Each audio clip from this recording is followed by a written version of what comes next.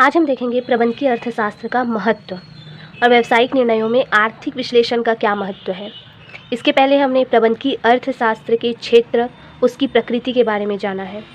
आज हम इसके महत्व के बारे में जानेंगे। तो देखो, व्यावसायिक अर्थशास्त्र में किसी भी फर्म के लिए जो निर्णय संबंधित कार्य हैं इसीलिए महत्वपूर्ण हो जाते हैं क्योंकि उसके पास उपलब्ध मानवीय एवं भौतिक साधन सीमित मात्रा में होते हैं और इन्हीं साधनों का प्रयोग करते हुए उसे अपने पूर्व निर्धारित उद्देश्यों की प्राप्ति करनी होती है, जो कि सही एवं प्रभावपूर्ण निर्णयों के द्वारा ही संभव होता है। तो प्रबंधकीय अर्थशास्त्र में सबसे ज़्यादा इम्पॉर्टेंट क्या है? निर्णय लेना। निर्णय संबंधित जो कार्य है वो सबसे ज़्यादा महत्वपूर्ण है।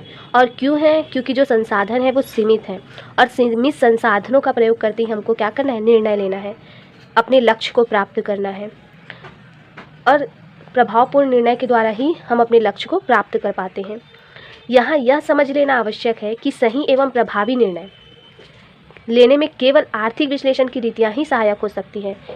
मतलब अगर हमको निर्णय लेना है, क्योंकि इम्पॉर्टेंट क्या है? निर्णय लेना ही इसमें इम्पॉर्टेंट है। और अगर हमको अच्छे प्रभावी निर्णय लेना है तो इसके लिए क्या करना पड़ेगा? आर्थिक विश्लेषण की जो रीतियाँ हैं उसकी मदद लेनी पड़ेगी और उसी आर्थिक विश्लेषण की रीतियों के माध्यम से ही हम क्या करेंगे? निर्णय लेंगे और निर्णय के द्वारा क्या करेंगे? लक्ष्य को प्राप्त करने का प्रयास करेंगे। क्योंकि व्यावसायिक क्षेत्र में अधिकतर जो निर्णय है वो अनिश्चितता की स्थिति में लिए जाते हैं, अर्थात भविष्य के लिए निर्णय लेना होता है, जो कि निश्चित तो नहीं होता। भविष्य में तो कुछ भी परिवर्तन हो सकते हैं, इसीलिए जो निर्णय लिए जाते हैं वो अनिश्चितता की स्थिति में लिए जाते हैं। और अगर अनिश्चितता की स्थिति में निर्णय लेना है तो आर्थिक विश्लेषण की रीतियाँ ही सबसे ज़्यादा महत्वपूर्ण हो जाती हैं। और ऐसी स्थिति में सही निर्णय का आधार विभिन्न आर्थिक पहलुओं का गहन अध्ययन और विश्लेषण ही हो सकता है। मतलब अगर निर्णय लेना है तो उसका आधार क्या है? आर्थिक पहलुओं का गहन अध्ययन करना, उसका विश्लेषण करना, उसकी जांच करना। उसी के माध्यम से निर्णय लिए जा सकते हैं। व्यावसायिक अर्थशास्त्र के अंतर्गत व्यावसायिक क्षेत्र में दिन प्रतिदिन उत्पन्न होने वाली विभिन्न व्यवहारिक आर्थिक समस्याओं का अध्ययन एवं विश्लेषण करके, यानी कि क्या किया जाता है? जो व्यावसायिक क्षेत्र है उसमें हर दिन क्या करना पड़ता है? जो भी व्यवहारिक आर्थिक समस्या आ रही है उसका अध्ययन किया जाता है, उसका विश्लेषण किया जाता है और विश्लेषण के पश्चात क्या किए जाते हैं? विकल्प खोजे जाते हैं कि उसे कैसे हल किए जाए। तो वैकल्पिक हलों की खोज की जाती है और इस कार्य के लिए विभिन्न वैकल्पिक हलों का तुलनात्मक अध्ययन किए जाते हैं। यानी कि बहुत सारे विकल्प हैं, उसका हल क्या होगा उसमें तुलना की जाती है कि कौन सा सबसे ज़्यादा इम्पॉर्टेंट है और प्रभावी है। तुलना करके क्या किया जाता है? प्रबंधकों के द्वारा सर्वश्रेष्ठ हल का चुनाव किया जाता है। व्यावसायिक अर्थशास्त्र के क्षेत्र में आर्थिक विश्लेषण के महत्व का अध्ययन निम्नलिखित शीर्षकों के अंतर्गत और भी अधिक स्पष्टता के साथ किया जा सकता है। अगर इसके महत्व को देखें तो आर्थिक विश्लेषण के महत्व का अध्ययन और कैसे कैसे कर सकते हैं। तो देखो, आर्थिक सिद्धांत एवं व्यवहारों के बीच समन्वय। तो आर्थिक जो सिद्धांत है उसको व्यवहार में लागू करके देखो, पहले क्या करेंगे? जो आर्थिक सिद्धांत है उसका आर्थिक विश्लेषण करेंगे, आर्थिक विश्लेषण के पश्चात उसको व्यवहार में लागू करेंगे। तो क्या होता है? दोनों के बीच समन्वय स्थापित करता है। व्यावसायिक अर्थशास्त्र में विभिन्न आर्थिक सिद्धांत है उसका विश्लेषण करके उन्हें व्यवहारिकता की परिधि में लाया जाता है, अर्थात उस सिद्धांतों को लागू किया जाता है, जिसके परिणाम स्वरूप अर्थशास्त्र व्यवहारिक समस्याओं को सुलझाने में, जिसके कारण क्या होता है? जो अर्थशास्त्र है वो व्यवहारिक जो समस्या है, व्यवहार में जो समस्या आ रही है उसको सुलझाने में अपनी अहम भूमिका का निर्वाह करने लगते हैं। दूसरे शब्दों में अगर हम कहें तो जो व्यावसायिक अर्थशास्त्र है, अर्थशास्त्र का वह व्यवहारिक पहलू है। यहाँ पे व्यावसायिक अर्थशास्त्र आ रहा है, ये मत सोचना कि व्यावसायिक अर्थशास्त्र और प्रबंधकीय अर्थशास्त्र अलग अलग है। प्रबंधकीय अर्थशास्त्र और व्यावसायिक अर्थशास्त्र दोनों ही एक है दोनों, क्योंकि दोनों ही व्यवसाय की जो आर्थिक समस्या है उसके लिए कार्य करते हैं। तो ये दोनों क्या है? व्यवहारिक पहलू है अर्थशास्त्र का, जो कि आर्थिक सिद्धांतों और व्यवहारों के बीच महत्वपूर्ण सामंजस्य स्थापित करता है। दूसरा क्या है? योजनाओं में सहयोग देना। तो योजनाओं के निर्माण में व्यावसायिक अर्थशास्त्र या प्रबंधकीय अर्थशास्त्र का अध्ययन महत्वपूर्ण भूमिका निभाता है। लागत हो गया, उत्पादन, विक्रय तथा नगद कोषों के आधार पर भविष्य में जो भी हमारी अभी की लागत है, जो भी उत्पादन है, जो भी हम बेचे हैं, जो भी नगद कोष है, उसके आधार पर क्या किया जाता है? भविष्य में अनुमान लगाकर योजनाएं बनाई जाती हैं। और योजनाओं के लिए साधन कहाँ से प्राप्त हो सकते हैं, इस संबंध में भी व्यावसायिक अर्थशास्त्र मदद करता है या सहयोग देता है तथा यह भी निश्चय करता है कि कौन सी योजना में अधिकतम लाभ होगा। तो योजना बनाने में कैसे सहायक है, क्योंकि ये जो वर्तमान की लागत उत्पादन है उसके आधार पर क्या करते हैं, भविष्य के लिए योजनाएं बनाते हैं, है ना। और भविष्य के लिए योजना बना के उसको अधिकतम लाभ प्राप्त हो ऐसी योजना बनाते हैं। संगठन में सहयोग देना, तो विभिन्न विभागों तथा पक्षों के मध्य दायित्वों तथा अधिकार का बंटवारा आवश्यक होता है। अलग अलग विभाग हैं, अलग अलग पक्ष हैं, तो इन सब के मध्य क्या किया जाता है, दायित्वों और अधिकारों का भी बंटवारा अलग अलग कर दिया जाता है। और ये कार्य क्या होता है, संगठन का होता है।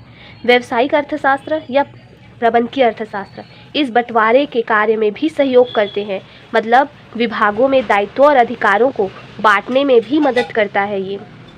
विनियोजित पूंजी यानी कि जो इन्वेस्टमेंट, जो कैपिटल होता है जो बाहर के लोग लगाए हों, तो विनियोजित पूंजी पर लाभ दर की गणना, तो कितना पूंजी लगा है और उसमें कितना लाभ हुआ है उसकी गणना करके संपूर्ण संगठन या उसके अलग अलग विभागों की कार्यकुशलता को जाना जा सकता है। और संगठन के प्रत्येक विभाग की जांच की जा सकती है और जांच करके जो कमज़ोर विभाग है उसकी कार्यकुशलता को बढ़ाया जा सकता है ना। देखा जा सकता है कि कौन से विभाग कमज़ोर है और उसके आधार पर क्या किया जाता है, उसकी कार्यकुशलता को सुधारने का प्रयास किया जाता है। इस प्रकार संगठन को प्रभावी बनाया जा सकता है। तो ये संगठन में सहयोग भी देता है। अनिश्चितता के वातावरण में निर्णय लेने में सहायक है। तो अनिश्चितता का वातावरण कैसे, भविष्य के लिए निर्णय लेने होते हैं, तो ये क्या है, निश्चित है क्या, नहीं है, अनिश्चित है। तो अनिश्चितता के वातावरण में निर्णय लेने में सहायक होता है। व्यावसायिक क्षेत्र में प्रबंधक वर्ग, जो मैनेजमेंट करने वाला इंसान है, वो अधिकतर निर्णय जो है अनिश्चितता के वातावरण में ही लेते हैं। तो ये जो प्रबंधक वर्ग होते हैं उसको अधिकतर निर्णय क्या करने पड़ते हैं, अनिश्चितता के वातावरण में लेने पड़ते हैं। और ऐसी स्थिति में आर्थिक मात्राओं की सही भविष्यवाणी आर्थिक विश्लेषण के द्वारा ही संभव होती है। अगर हमको आर्थिक मात्राओं की सही भविष्यवाणी करनी है तो क्या करना होगा, आर्थिक विश्लेषण करना होगा, और आर्थिक विश्लेषण के आधार पर ही हमको भविष्यवाणी करनी होगी। उदाहरण के लिए लागत, मांग, मूल्य, लाभ आदि के संबंध में अगर सही पूर्वानुमान चाहिए, है ना, तो क्या करना पड़ेगा, आर्थिक विश्लेषण करना पड़ेगा। जो पहले के डेटा है उसका विश्लेषण करो और उस आधार पर क्या करो, पूर्वानुमान लगाओ। फिर क्या है, विशिष्ट अनुमानों के लिए उपयोगी। अब विशिष्ट अनुमानों के लिए कैसे उपयोगी है, तो आर्थिक विश्लेषण की जो रीतियां हैं, जैसे कि मूल्य मांग लोच होता है, मांग की प्रतिमूल्य लोच होता है, मांग की विज्ञापन लोच यानी कि परिवर्तन, आय लोच, लागत उत्पादन संबंध आदि व्यवसायिक क्षेत्र में विशिष्ट अनुमानों के लिए उपयोगी रहती है। और इस प्रकार के विशिष्ट अनुमान जो है वो भावी नियोजन, भविष्य के लिए योजना बनाने और निर्णय कार्य में पर्याप्त सहायक होते हैं। और क्या है, बाह्य व्यावसायिक शक्ति को समझने में सहायक। तो इसका एक और महत्व है, क्या है, ये बाह्य जो व्यावसायिक शक्ति है उसको समझने में मदद करता है। तो क्या क्या बाह्य शक्ति है, आर्थिक विश्लेषण की सहायता से क्या किया जाता है, जो व्यावसायिक अर्थशास्त्री है वो विभिन्न आर्थिक विश्लेषण इसकी मदद से क्या करते हैं, जो एक फर्म के या व्यवसाय के जो अर्थशास्त्री हैं वो बहुत सारे जो बाह्य व्यावसायिक शक्ति है, कौन कौन सी बाह्य व्यावसायिक शक्ति है, तो व्यापारिक चक्र, सरकार की मूल्य नीति, कर नीति, तटकर नीति, राष्ट्रीय आय में परिवर्तन आदि को समझने में सक्षम हो पाता है। किसके जरिए, जो अर्थशास्त्री हैं वो ये सबको समझने, जो बाह्य व्यावसायिक शक्तियाँ हैं उसको समझने में सहायता करती है। कौन, आर्थिक विश्लेषण। आर्थिक विश्लेषण के जरिए ही जो अर्थशास्त्री हैं, व्यावसायिक अर्थशास्त्री, वो ये सबको समझ पाते हैं। वास्तव में प्रबंधकों को अपनी फर्म की विभिन्न समस्याओं के संबंध में, जो प्रबंधक होता है उसको अपनी जो फर्म की समस्या है उसके संबंध में निर्णय जो है इन्हीं बाह्य व्यापारिक शक्तियों के परिप्रेक्ष्य में समायोजित करने होते हैं। और क्या है, व्यापारिक नीतियों के निर्धारण में सहायक। व्यापार की नीतियाँ किस तरह की होगी उसके निर्धारण में भी ये सहायक है। व्यावसायिक अर्थशास्त्रियों को निरंतर व्यावसायिक नीतियों के संबंध में, व्यवसाय में जो व्यवसाय के अर्थशास्त्री होते हैं उसको क्या करना पड़ता है, लगातार व्यवसाय के क्षेत्र में व्यावसायिक नीतियों के संबंध में निर्णय लेने होते हैं। और इन निर्णयों की प्रभावशीलता पर ही, अगर उनके निर्णय प्रभावी हैं तो उसी प्रभावशीलता के आधार पर ही व्यावसायिक सफलता निर्भर करती है। अगर निर्णय प्रभावी है तो सफलता भी प्रभावपूर्ण होगी। अतः सही एवं प्रभावी निर्णय लेने के लिए व्यावसायिक अर्थशास्त्रियों को क्या करने होते हैं, आर्थिक विश्लेषण तकनीक की मदद लेनी होती है। फिर क्या है, नियंत्रण में सहायक। नियंत्रण के द्वारा ही, तो नियंत्रण में सहायक कैसे है, नियंत्रण के द्वारा ही किसी व्यावसायिक योजना से पूर्व निर्धारित उद्देश्यों को प्राप्त किया जा सकता है। क्या किया जा सकता है? व्यावसायिक योजना से पूर्व जो निर्धारित उद्देश्य होते हैं उसको नियंत्रण के द्वारा ही प्राप्त किया जा सकता है। अतः नियंत्रण के अंतर्गत जो व्यावसायिक परिणामों की जांच इसमें शामिल होती है, जिसके माध्यम से यह निश्चित किया जाता है कि वास्तविक परिणाम योजना के अनुसार हुए हैं या नहीं। प्रबंधकीय अर्थशास्त्र में लागत नियंत्रण, किस्म नियंत्रण, मूल्य निर्धारण आदि पर भी जोर दिया गया है। ये पूर्वानुमान लगाने में भी सहायक है। तो ये पूर्वानुमान लगाने में सहायक तो होगी ही, क्यों? क्योंकि आर्थिक विश्लेषण कर रहे हैं। तो आर्थिक विश्लेषण क्यों कर रहे हैं? ताकि निर्णय ले सके। और निर्णय क्यों लेना है? अनिश्चितता की स्थिति में निर्णय ले सके। तो अनिश्चितता की स्थिति कब होती है? जब हमको भविष्य के लिए निर्णय लेने होते हैं। तो क्या करते हैं? पूर्वानुमान कब लगाया जाता है? पहले से अनुमान लगाना है हमको भविष्य की योजनाओं के लिए। तो पूर्वानुमान लगाने में भी ये सहायक है। व्यापार की सफलता के लिए सबसे आवश्यक क्या है? भविष्य का सही अनुमान लगाया जा सके। प्रबंधकीय अर्थशास्त्र की उपयोगिता इसी कारण वर्तमान में बहुत बढ़ती जा रही है। इसके माध्यम से मांग तथा उत्पादन का पूर्वानुमान लगाकर प्रतिस्पर्धा की जोखिम को कम किया जा सकता है। 10वां पॉइंट है प्रबंध के सामाजिक उत्तरदायित्व को प्रेरित करना। तो प्रबंधकीय अर्थशास्त्र फर्म, उद्योग तथा संस्था को आर्थिक क्षेत्र में ही प्रबंध का दिशा निर्देश नहीं करता, बल्कि उसे सामाजिक उत्तरदायित्व का बोध भी कराता है।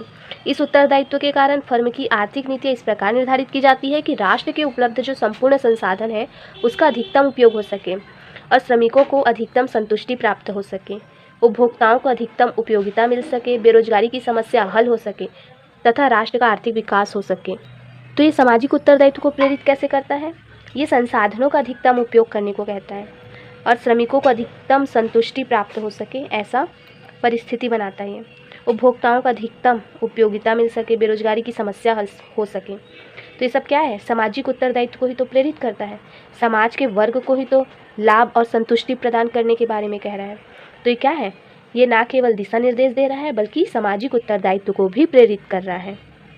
संक्षेप में कहा जा सकता है कि आर्थिक विश्लेषण एक ऐसा सशक्त आधार स्तंभ है जिसकी सहायता से व्यावसायिक क्षेत्र में व्याप्त जो अनिश्चितता है उसको काफ़ी सीमा तक कम किया जा सकता है। तो क्या है आर्थिक विश्लेषण? क्या है आर्थिक विश्लेषण? एक ऐसा स्तंभ है, एक ऐसा पावर मान सकते हैं जो क्या करता है? अनिश्चितता को कम करता है। किसमें? व्यावसायिक क्षेत्र में जो व्याप्त अनिश्चितता है उसको कम करने का प्रयास करता है।